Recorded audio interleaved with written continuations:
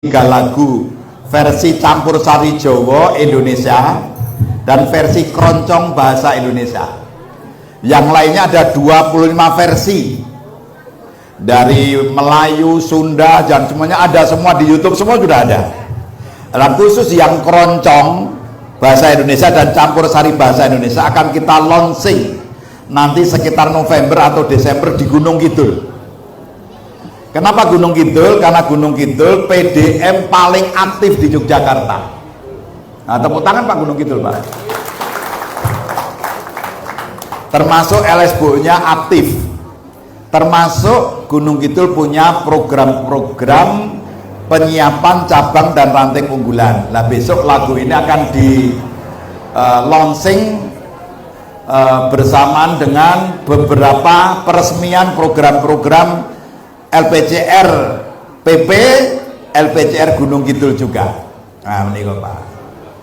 Kalau di Jawa Tengah, kota Surakarta termasuk yang seperti Gunung Kidul. LPCR-nya juga aktif, Pak Ketuanya, Pak Kiai juga aktif.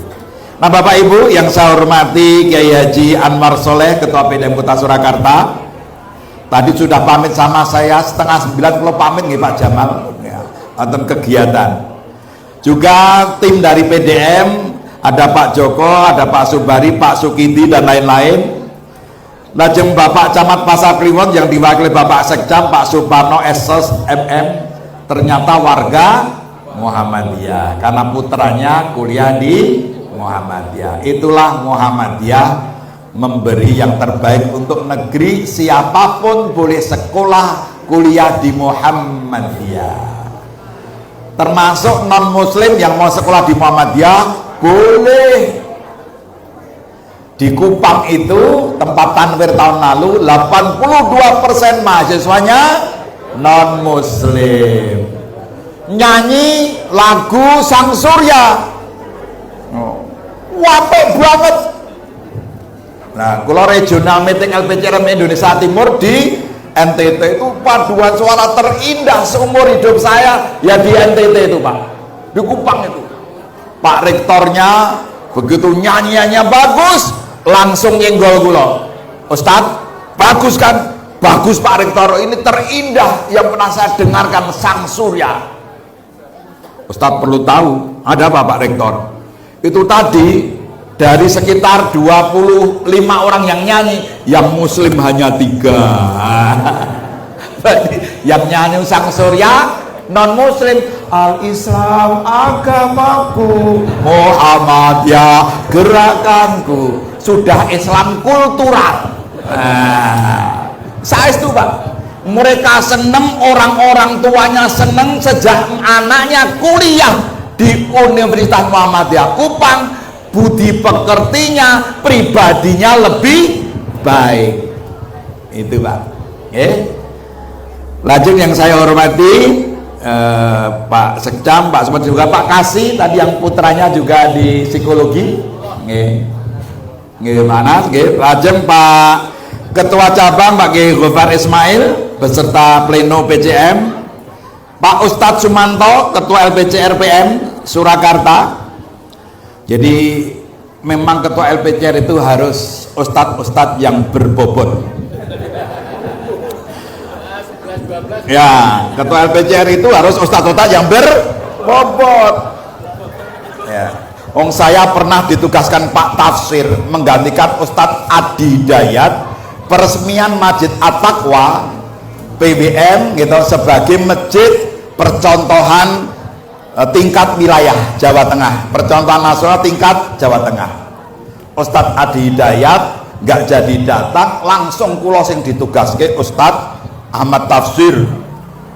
Ustadz belum masih perjalanan, Ustadz kenapa saya ditugaskan gantikan Ustadz Adi Hidayat?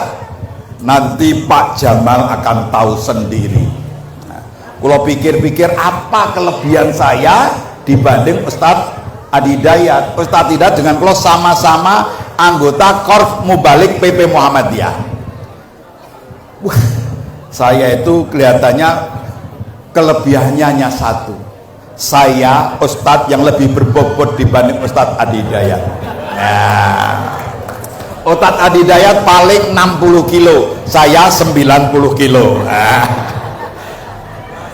Jadi bobotnya saya, lebihnya hanya berat badan, ilmunya semuanya lebih berkualitas Ustadz Adi Hidayat. Kalau kelebihannya hanya berbobot itu aja, Pak. Nah, Bapak Ibu yang saya hormati, Pak Sumanto dan teman-teman LPCR, terima kasih karena LPCR Solo termasuk yang aktif, pendataannya aktif, sehingga dalam peta nasional Sicara Solo sudah bisa dilihat. Terima kasih. Lajeng, nah ini Ibu-ibu Aisyah dari PCM dan seluruh ranting Aisyah yang dalam media sosial dijuluki emak-emak Aisyah. Emak-emak Aisyah, emak-emak adalah ras terkuat di muka bumi. Betul? Ya jawab bapak-bapak kan? Karena bapak merasa ya memang emak-emak yang terkuat. Emak-emak itu bila benar maju lawan siapapun, kalau salah tetap maju. Guyonan Bu, ampun dimasukkan dalam hati ya Bu. Karena apa? Karena Bapak Ibu memang Allah itu menyiapkan wanita sebagai pendamping suami, agar ketika suami sedang lelah yang menguatkan para istri. Kita lupa, ketika lupa yang mengingatkan para istri. Bapak seneng kan Pak kalau diingatkan istri? Senang. Pak kalau diminta duit sama istri gimana Pak? Senang. Ada yang senep Pak. Bu, siapa yang selama ini minta uang kepada suami? Angkat tangan. Lanjutkan. Memang tugasnya Pak, laki-laki itu kalau akan merasa berharga, berarti kalau istri minta duit, suaminya bisa ngasih. Termasuk ibu-ibu yang gajinya lebih banyak dibanding suaminya, tetap mintalah duit. Nggih. Tapi ojo kabeh. Nah, nanti ndak rumah tangganya buar. Nih. Bapak Ibu yang saya hormati, yang teristimewa para warga ranting Muhammadiyah Aisyah. Kulo sengaja mencipta lagu ini karena apa? Karena saya melihat dulu itu kalau pengajian Muhammadiyah itu serius-serius. Maka kulo seneng sekarang sudah berkembang, di samping pengajian-pengajian rutin 3 bulan sekali, 6 bulan sekali, ada 8 sekali, ada hari berMuhammadiyah, di mana hari itu digunakan untuk silaturahmi, bergembira dalam berMuhammadiyah, berislam, saling memotivasi, menginspirasi, semua potensi dimunculkan, TK, SD, SMA, semua ditampilkan agar mereka tetap merasa bagian dari Muhammadiyah. Ini penting agar anak-anak muda juga memiliki Muhammadiyah, karena selama ini kita merasakan banyak anak muda yang kurang dekat, kurang tertarik dengan Muhammadiyah. Saudara Pak Mas, aku di pendopo Mas, di pendopo Pasar Kliwon.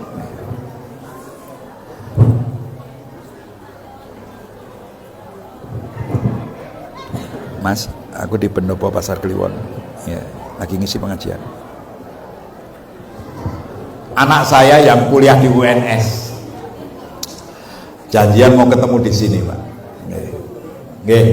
Tugi pundi lali kula wau. Oh, hari berMuhammadiyah, hari berMuhammadiyah. Kula seneng. 2 bulan yang lalu saya meresmikan hari berMuhammadiyah pertama kali di PDM Ponorogo, tingkat PDM. Niku yang datang sekitar 8.000 jamaah. PDM Ponorogo itu sekarang lagi semangat-semangatnya. Cabangnya, rantingnya.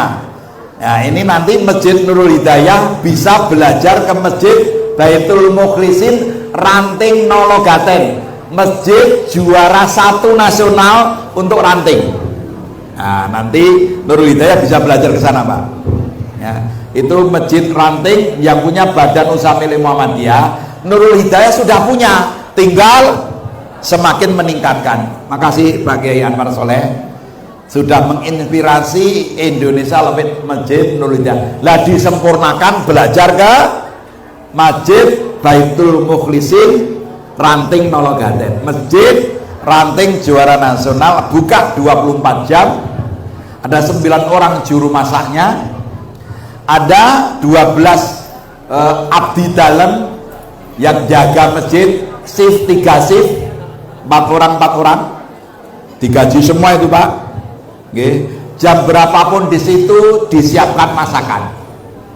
Mereka mengelola Suryamat minimarket milik masjid, milik Ranting, yang pusatnya di PDM. Jadi PDM Ponorogo itu punya Suryamat, sudah 250-an outletnya Suryamat di Jawa Timur sebagian Jawa Tengah, dan 2.100 grosir milik PDM Ponorogo. Nah, tepuk tangan Pak. Insya Allah sebentar lagi PDM Kota Surakarta punya kampus, punya rumah sakit banyak. Sana hanya punya rumah sakit 2, punya kampus 1 gitu. Ada Suryamat yang di pusat itu sehari omsetnya 1 miliar. Suryamat yang di pusatnya sehari 1 miliar. Suryamat milik Ranting, keuntungan bersihnya 1 bulan 25 juta. Alhamdulillah. Sana aja bisa, apalagi kota kecil, apalagi ada Pak Sekdam kecil. Ya, insya Allah. Kalau tukang provokasi Pak Sekdam. Ya, kalau itu dijuluki Ustadz provokator. Nah, itu contoh masjid. Masjid ini bisa ngasih 11 juta untuk 13 RT di sekitar masjid. Tidak ada masjid di Indonesia yang seperti itu. Masjid Ranting, Masjid Baitul Mukhlisin Nologaden memberikan 11 juta untuk 13 RT. Pak RT-nya 1 juta, 10 juta program Pak RT untuk membangun kesadaran Pancasila nomor 1 dan mengarahkan masyarakatnya agar jamaah sholat di masjid. Luar biasa. Nah, itulah dari berbagai inspirasi kalau tulis lagu Ranting itu penting. Jadi yang pertama ngaji kok serius, yang kedua apa? Untuk membuktikan pendapat kita bahwa musik dan nyanyian itu hukumnya mubah. Bisa haram kalau isinya mengajak kepada kemaksiatan, kejahatan. Bisa haram kalau nyanyinya ya megal-megol, bajunya tipis dan sebagainya. Bisa haram kalau sambil mabuk-mabuk dan sebagainya. Tetapi bisa bernilai ibadah kalau untuk dakwah, menyampaikan pesan kebenaran, dinyanyikan dengan cara yang benar juga, pakaiannya juga benar. Itu keyakinan Muhammadiyah. Jadi Muhammadiyah tidak menghukumi musik dan nyanyian haram mutlak, karena ada sebuah kelompok yang haram mutlak musik dan nyanyian. Kita boleh berbeda, tapi jangan saling mengkafirkan, menyalahkan. Meskipun Ustadz Hidayat gara-gara menyampaikan pendapat tarjih dikafirkan. Yang mengkafirkan siapa? Ya yang mengharamkan musik mutlak. Pada Muhammadiyah mengambil hukum fatwa, keputusan tentang musik itu mengkaji Al-Quran, mengkaji hadis, kesimpulannya seperti ini. Jadi bisa haram, bisa dapat pahala. Maka saya buat lagu agar bernilai ibadah, mendatangkan pahala. Syairnya harus benar. Pertama, di cabang Ranting Muhammadiyah berislam dengan gembira. Yang didakwahkan Muhammadiyah itu Islam. Islam itu ada basyira wa nadhira, kabar gembira tapi sekaligus memberi peringatan. Ustaz, kalau mau tidak monggo. Pak Sekdam tenang aja Pak, Nggih. Nggih. Doakan Pak Kiai, Pak Secam sehat selalu dan terus menjadi pembimbing umat. Nggih Pak nggih. Islam yang gembira termasuk kali ini. Jadi basyira wa nadhira. Jangan hanya peringatan terus nggak pernah digembirakan. Ojo gembira terus nggak pernah diberi peringatan. Kalau anak-anak dimanja terus hancur hidupnya. Tapi kalau dikerasi terus juga hancur. Maka basyira wa nadhira. Digembirakan juga diberi peringatan. Itu maksudnya Bu. Jadi kita berislam dengan gembira, Islam yang ramah, Islam yang menyapa. Jangan Islam yang sesama muslim saja nggak menyapa. Ketoke salate khusyuk bathuke ireng tapi ora kenal tangga. Beda pendapat mengkafirkan, beda pendapat nggak mau dengarkan pengajian. Ada orang-orang ke masjid jamaah tapi kalau ustadznya yang ceramah bukan kelompoknya mulai. Ada nggak? Ada. Gimana Islam mau begitu? Menolak kebenaran hanya gara-gara beda pendapat, beda kelompok. Meskipun kelompok ini nggak pernah mau disebut kelompok. Kan gerakan blok barat, blok timur, gerakan non blok. Non blok niku blok mboten. Blok non-blok.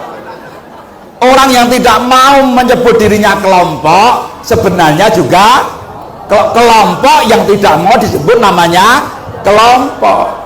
Wong buktinya juga membuat yayasan. Nah, yayasan itu organisasi nomor mboten. Nggih sama Pak. Nggih, berislam dengan ibu bapak-bapak kundur bar ngaji. Lah nggih. Nggih kundur saking mriki kalau garwane mboten tindak papa. Aku bar ngaji papa. Terus suamine Mbak iku kesurupan nondi. Maksudnya tiba buka, tapi wajahnya yang ceria. Pulang ngaji kok malah nesu-nesu.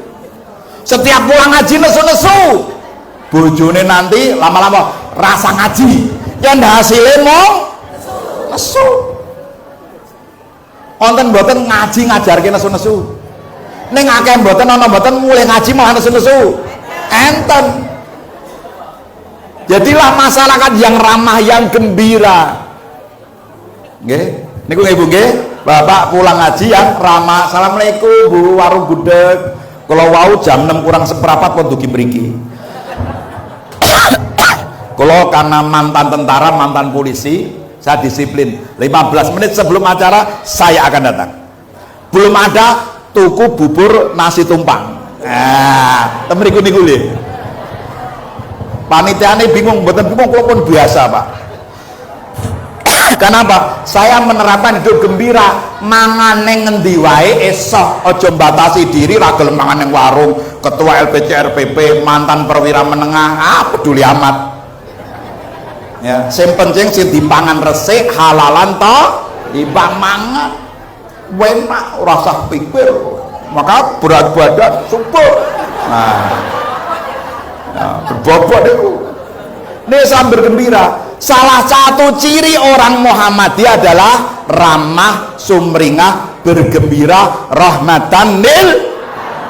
Maka itu tadi Pak, berislam dengan gembira. Nah, terus yang kedua, beramaliyah, bermuamalah, berdakwah penuh ukhuwah. Beramaliyah itu beramal berdasar ilmu. Wong Muhammadiyah itu kalau berbuat beramal tidak asal amal, tidak asal. Kan apik lho, apik ki dituntunke atau tidak, ada dasarnya atau tidak. Orang mung apik ilmu amaliyah, amal ilmiah. Lah itu ilmu diamalke, amal dasare ilmu. Monggo Ustaz. Nggih. Sugeng kondur, sugeng tugas malih kok kondur. Nggih. Beramaliyah. Niku nggih, salat kalau bisa ya ngerti tata carane. Kalau bisa ngerti artine. Maca Al-Quran kalau nggak ngerti artine diwaca terjemahannya. Kula nate hadir di pengajian oleh Ustadz Fajri Ramadan. Ustadz Fajri Ramadan itu ustadz muda yang setiap Sabtu malam jam 9 di ANTV. Ustadz muda Muhammadiyah dari Depok 9 malam Sabtu di ANTV. Itu beliau mengadakan survei bahwa hanya sekitar 3% orang Indonesia yang membaca Al-Quran dengan terjemahannya sampai tamat. Nggak percaya? Sekarang angkat tangan yang sudah baca Al-Quran dan terjemahannya khatam 30 juz, angkat tangan. Nah, gitu. Maka Kiai Haji Ahmad Dahlan ketika mengajarkan Al-Maun 3 bulan, hampir 4 bulan. Karena apa? Tidak hanya hafal, tapi diajarkan agar ngerti maksudnya dan mengamalkan isinya. Wal asri, al-asr 8 bulan pada surat paling pendek gitu. Kudu diwaca sing bener, belajar diterjemahkan maksudnya apa artinya, dan diamalkan maksudnya butuh 8 bulan. Maka dari 2 ayat itu saja melahirkan gerakan dan amal usaha yang luar biasa. Apalagi kalau kita membaca terjemahnya dan mengamalkan. Jadi hanya 3% orang Indonesia membaca Al-Quran dan terjemahannya. Mulai besok, Bu, bismillah ya Bu ya, baca Al-Quran 1 halaman 2 halaman dibaca terjemahannya. Kulo nggih kaget, terus kulo melaksanakan ajakannya Ustadz Fajri Ramadan. Baca Al-Quran memang dapat pahala, tapi pahalanya lebih besar kalau tahu terjemahannya. Karena kita bukan orang Arab, kudu maca terjemahannya, baru mengamalkan bersama warga Muhammadiyah dan Aisyah. Beramaliyah, bermuamalah, dodolan ngarep niku Bu. Bermuamalah itu nyambut gawe. Karena Islam itu ada ibadah maghdha, ibadah ghairu maghdha. Ibadah maghdha itu sholat, zakat, macam-macam. Ghairu maghdha itu muamalah, dodolan nyambut gawe dados Pak Sekcam, kula rin dados perwira ABRI, kula nate dados perwira menengah polisi. Itu muamalah niku nggih enten tuntu nanya. Kalau kita bismillah niatnya baik, carane bener, akan dinilai ibadah. Jadi Pak Polisi, Pak TNI, Pak pejabat, jadikan jabatan kita adalah muamalah bernilai ibadah.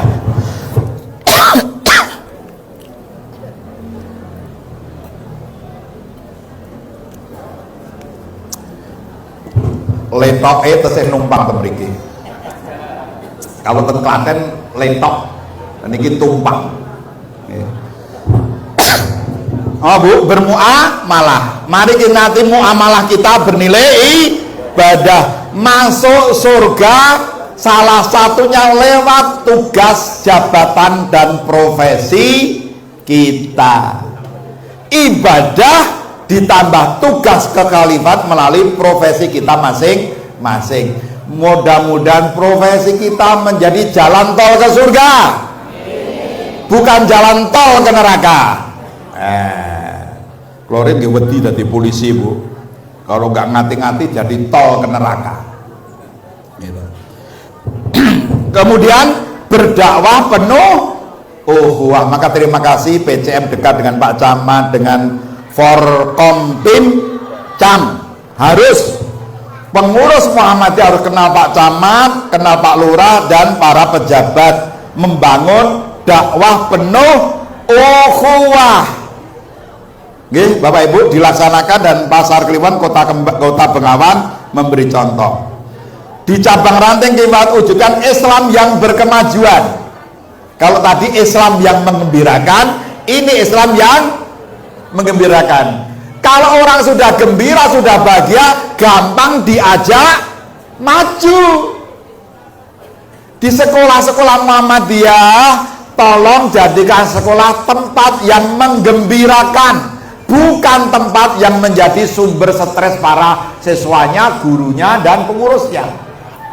Bapak Ibu, siapa yang tahu sekolah itu berasal dari bahasa apa? Ya, berasal dari bahasa apa dan artinya apa? Siapa yang tahu? Saya yakin semuanya tahu, hanya malu kalau jawab, malu kalau keliru. Nah, saya yakin Bapak ngertos doyo. Banyak definisi tentang sekolah berasal dari bahasa Jerman, bahasa ini artinya waktu luang.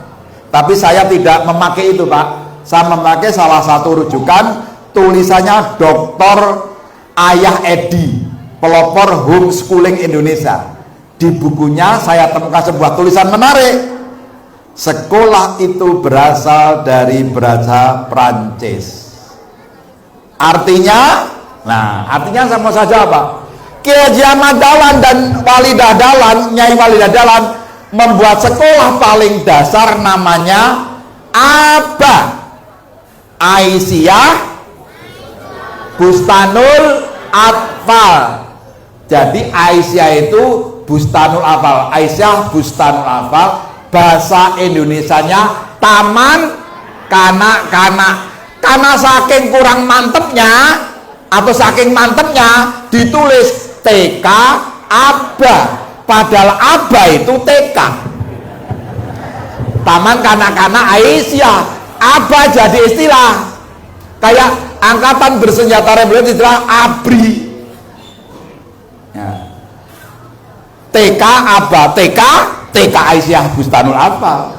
Enggak apa-apa Bu, udah terkenal tetap Aba aja, nggak usah nangis. Lah, itu yang pertama. Sekolah yang dinamakan jadikan pertama Kiai dan Nyai Walidah Dahlan ada kata taman. Bapak Pendidikan Indonesia siapa Ibu-ibu? Ki Hajar Dewantoro. Sekolah yang didirikan apa namanya? Taman Siswa. TK-nya Taman Indria, SD-nya Taman ini, SMP Tani, tapi secara umum sekolahnya dinamai Taman Siswa. Bapak Pendidikan Nasional tidak pernah membuat sekolah dinamain sekolah, tapi sekolahnya dinamakan taman. Terus yang ketiga, Bapak Ibu, siapa yang punya pengalaman belajar Iqra? Angkat tangan. Iqra, metode Iqra. Kok nggak ada sini? Iqra Bu, TPA, gitu. Iqra itu yang menciptakan Kiai Haji As'ad Humam, Mubalik Ulama Muhammadiyah Kota Gede, disebarkan oleh Angkatan Muda Masjid dan Musola Muhammadiyah, Angkatan Muda Muhammadiyah maksudnya, AMM Kota Gede. Karena menyebar se-Indonesia, AMM dirubah jadi Angkatan Muda Masjid dan Musola. Karena saking besarnya butuh wadah, namanya TPA, tempat pembuangan akhir. Kenapa singkatannya Bu? Taman Pendidikan Al-Quran. Dari situlah saya membenarkan pendapat Ayah Edi. Sekolah itu berasal dari bahasa Prancis sekule, yang berarti taman. Taman. Sekolah itu artinya taman. Taman itu apa Bu? Tempat yang menyenangkan, yang menggembirakan, banyak bunganya, menyejukkan, hijau, tentram, pengen berlama-lama di situ, utang pun lupa, capek hilang, taman. Maka sekolah harus menjadi taman. Maka Islam yang menggembirakan, Islam yang memajukan. Sekolah Muhammadiyah harus memajukan dan menggembirakan pengajaran dan pelajaran agama Islam di Indonesia. Itu maksud tujuan Muhammadiyah tahun 1914 yang merumuskan Kiai Haji Ahmad Dahlan sendiri, memajukan dan menggembirakan. Maka saya tulis itu maksud utamanya di lagu ini. Di cabang nanti kita wujud Islam yang berkemajuan sebagai rahmat solusi umat menjalani kehidupan. Maka Islam yang kita dakwahkan harus menjadi solusi. Lewat masjid kami namakan gerakan Masjid Makmur Memakmurkan. Kalau cabang ranting sebuah hafal semua jel-jelnya ya Bu ya. Ranting itu penting, cabang harus berkembang. Masjid Makmur Memakmurkan. Muhammadiyah sukses dunia, sukses akhirat. Itu yel-yel ranting. Kalau yel-yel masjid sudah hafal? Mesti nyala sudah mic-nya, dimatiin. Nggih. Kalau yel-yel masjid sudah hafal? Saya akan kasih contoh. Masjid Makmur Memakmurkan. Masjid makmur kudu memakmurkan. Jangan jadi masjid makmur tapi egois, infake akeh tapi jamaahnya dibiarkan, berobat nggak mampu dibiarkan, nggak mampu sekolah dibiarkan, rakyatnya warganya miskin nggak itu hanya makmur tapi tidak memakmurkan. Maka masjid makmur memakmurkan. Duh, kita coba masjid. Yang kedua, masjid, dari masjid kita bangkit. Dari masjid kita bangkit. Kalau jamaahnya sudah makmur, infaknya makmur, pengajiannya bagus, akan lahir generasi muda yang bangkit dari masjid. Akan muncul ibu-ibu wanita yang solihah, yang membahagiakan suaminya. Akan lahir suami-suami yang membahagiakan istrinya. Ibu-ibu sudah bahagia punya suami? Sing jawab 10. Ibu-ibu sudah bahagia punya suami? 20. Bapak-bapak, Pak, sudah bahagia punya istri, Pak? Apik-apik tenan iki. Biasanya kalau di luar kota Bengawan, Bapak sudah bahagia punya istri? Jawabnya mau guyang-guyu tok. Ibu-ibu pengen ke surga ketemu suaminya? Wah, mantap. Bapak pengen di surga ketemu istri lagi? Sing jawab wong 5. Di hatinya bilang, Ustaz Jamal, di surga ketemu istri lagi? Pun Pak Jamal, penderitaan cukup di dunia saja. Mengketan akhirat ganti istri Pak Jamal. Hanya guyonan. Bapak-bapak ini kan jarang mengungkapkan cintanya kan.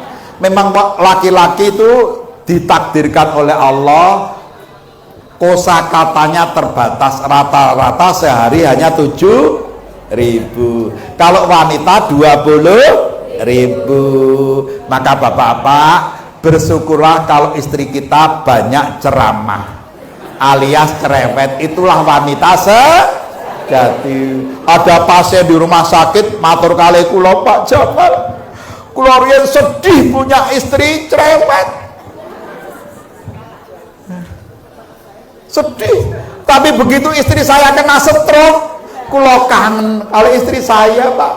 Nggak ada yang nyereweti istri saya lagi, karena memang perempuan dianugerahkan Allah banyak kata-kata, 20.000 kata. Kalau pulang kantor diceramai, dengarkan baik-baik, nggak usah dibantah, rungokke mawon. Mengke bar ngurunge sak jam terus bapak-bapak ngendika ngeten iki, kowe mau ngomong apa, Bu? Lah langsung wong loro stroke kabeh. Dengarkan saja, karena wanita bicara banyak hanya ingin diperhatikan. Rasa diterus-terus kira rampung-rampung. Nggih. Terus apa, Bu? Nah, di Cabar Ranting tadi solusi umat, wong masjidnya belum rampung lagi. Masjid, dari masjid kita bangkit orang-orang baik, anak-anak baik, istri baik, pemuda baik. Yang ketiga, masjid, apapun masalahnya, masjid solusinya. Apapun masalahnya itu tanda tanya, Bu. Apapun masalahnya, masjid solusinya. Saya kasih contoh satu lagi, kita bareng-bareng. Masjid makmur memakmurkan. Masjid, dari masjid kita bangkit. Masjid apapun masalahnya, masjid solusinya. Sakit? Oke, siap. Semuanya bergerak sambil senyum. Setelah selesai tepuk tangan. Oke? Oke, persiapan. Masjid makmur memakmurkan. Masjid, dari masjid kita bangkit. Masjid, apapun masalahnya, masjid solusinya. Yang tepuk tangan, kalau doakan dihindarkan dari berbagai penyakit psikosomatik. Yang tidak tepuk tangan, kalau doanya sadar. Kapan-kapan diundang pengajian sini Dr. Haji Proboseno. Itu dosen UGM, ya, dokter, desertasinya, doktornya meneliti tentang tepuk tangan. Jadi tepuk tangan menjadikan beliau dokter dan doktor. Ternyata tepuk tangan yang benar sampai rodo merinding niku menyembuhkan berbagai penyakit. Nah, sing ra tepuk tangan terus do sadar toh. Nah, niku.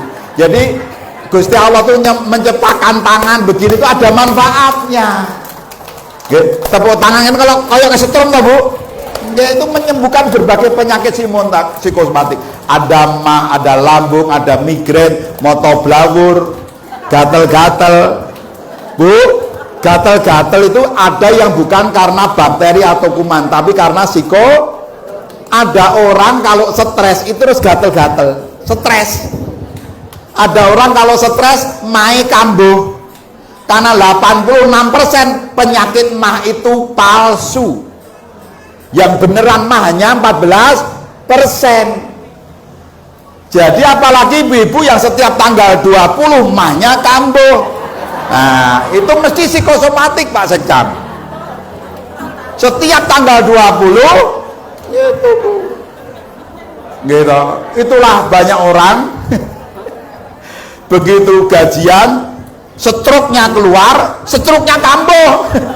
Stroke itu itu stroke yang berbahaya itu. Nah, seperti itu.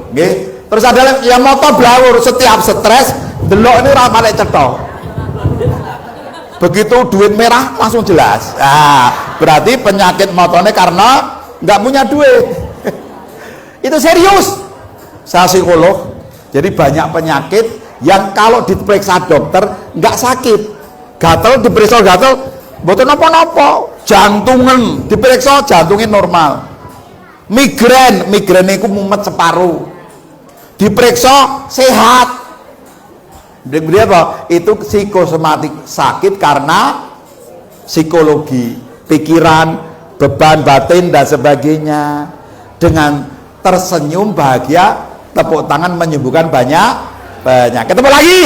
Ya, wes. Kapan-kapan diundang Pak Proboseno. Oke, ibu-ibu. Di Cabaranting kita rawat jamaah. Tadi sebagai rahmat solusi umat sudah saya sampaikan. Islam menjadi solusi. Bagian terakhir pun jam 8.10 kalau jatah 1 jam sampai jam 9. Di Cabang Ranting kita rawat jamaah. Bapak-bapak, mari kita rawat jamaah dengan pengajian, dengan dakwah jamaah, sering silaturahmi. Kalau Ranting Gunung Pring, ranting nomor 1 se-Indonesia, punya ujaran sederhana. Kumpul, kembul, tukul. Kembul itu sering silaturahmi, jangan hanya kumpul ketika rapat, tapi di luar rapat kumpul-kumpul. Makan di bersama, duren bersama. Maka LPCR itu lambangnya pohon durian. Ini pohon durian ini. Terus buah duriannya dereng kulo pasang. Niki batik niki Pak Sekjam saya yang gambar. Lagu tadi juga saya buat. Ini kalau seneng seni. Gitu. Ini saya buat pohon durian. Karena apa Pak? Durian itu filosofinya sederhana. Durian seenak apapun yang dipangan dewe apa meneh delik ora enak. Silakan beri duri hitam, musangking, apalagi montong, bawor, tuku meneng-meneng dhewean, pangan dhewe nang jero kamar, ora bakal enak. Durian itu enake yang dimakan rame. Dakwah itu nggak enak kalau dakwah sendirian. Maka Muhammadiyah bentuknya perserikatan, tidak boleh tergantung pada ketuanya, maka kolektif kolegial. Kalau dakwah bergantung tokoh, begitu tokohnya bermasalah, dakwahnya bermasalah. Di Indonesia dulu ada seorang ustadz yang terkenal dengan gerakan sodakohnya. Begitu bermasalah, buyar kabeh. Ada ustadz dulu yang terkenal, begitu ya bojo loro, wah, dinyanyikan kalau almarhum, nah di bojo loro, gitu oke. Nah, padahal bojo loro ya ora apa-apa. Jadi ibu-ibu silakan saja, kalau suaminya pengen istrinya lebih dari satu, silakan saja, dukung saja, dukung, tapi dikasih syarat yang berat. Mas tak dukung kowe ndek bojo meneh ning aku siapno 9 toko bahan bangunan dan besi baja. Itu wong lanang kok dilarang malah melayu. Didukung yang dikasih syarat yang nggak mungkin. Andaikan mungkin dan terwujud, jenengan bahagia punya 9 toko besi bangunan. Kados ketua ranting Muhammadiyah Gunung Pring, istrinya 2. Ketua ranting, maka rantingnya paling maju se-Indonesia. Dibantu